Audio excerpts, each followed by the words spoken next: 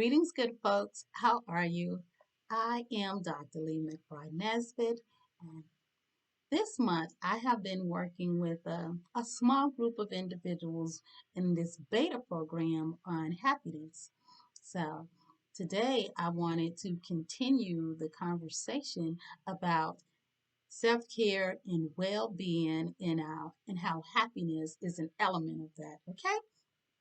I have this one question, and I always start out with I try to always start out with a coaching question. And my coaching question for you is, what does self care look like in everyday practice for you?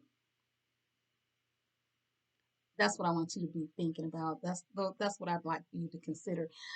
For me, it is a matter of shifting. It is a matter of shifting from, superficial, what we consider self care. So shifting beyond the superficial of skincare mask, beyond our wonderful spa days, beyond our brunches with our buddies and our besties, or by ourselves, to a much deeper understanding of how the brain and how the body functions, both in the self and relationship to others, in relation to others.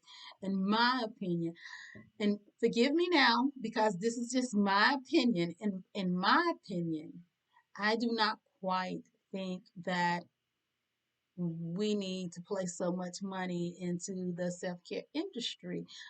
I just don't think that self-care, wellness, well-being requires a lot of money. It doesn't require a lot of money for us to feel good or to do better in life.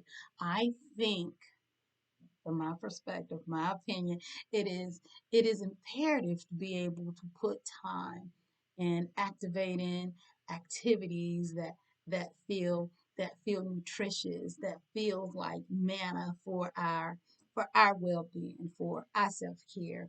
And most of the time, that does not cost much.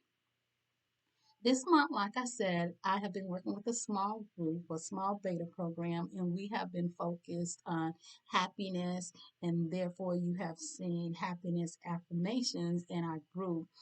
And to me, this is an element of the science of well-being.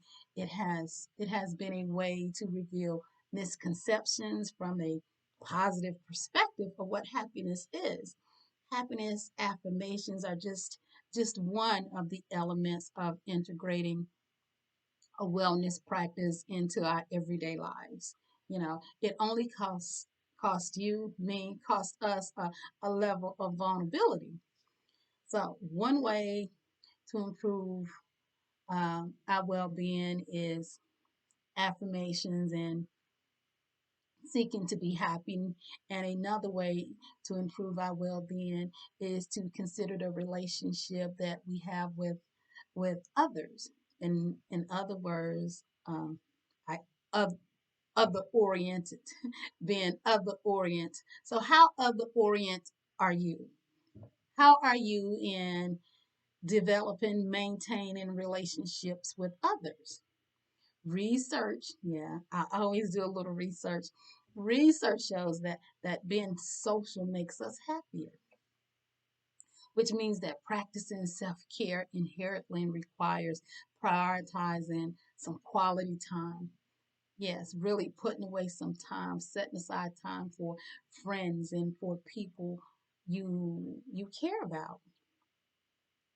My family, we really try to take a vacation together at least once a year.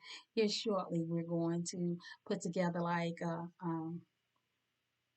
a legacy dinner. I don't want to call it a reunion, but like a legacy celebration, this legacy dinner. That's what we're putting together.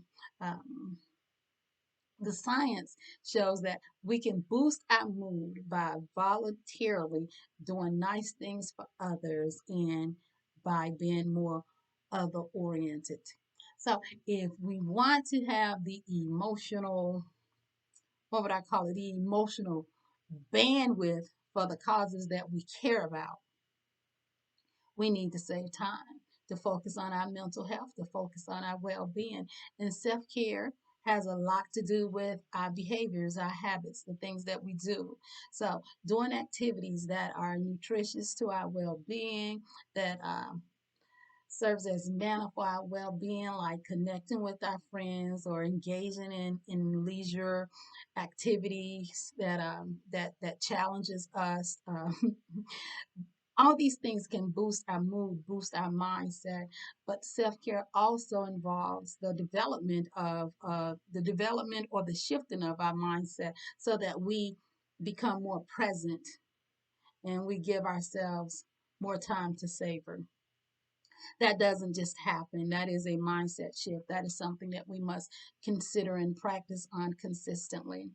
Um, I have been able to center my work, what it is that I do, uh, on the intersection of spirituality, the relationship between social justice and legacy development, monetizing intellect and being mindfulness, and the connection of belonging and self care. I've been able to place all of this together and have my work centered um, to shift that mindset, to shift my daily mindset on helping others, um, on helping my community, um, doing nice things for others, you know, working with others, being more other oriented. So I am thinking of community as well. I genuinely believe that we have a responsibility to take care of ourselves, to take care of others, like like our upcoming generations, like our communities, and we can do this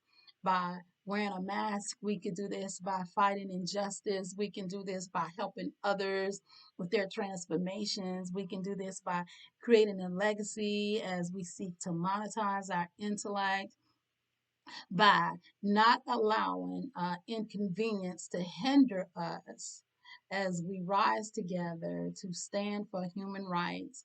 I believe that self care is a method of achieving these goals.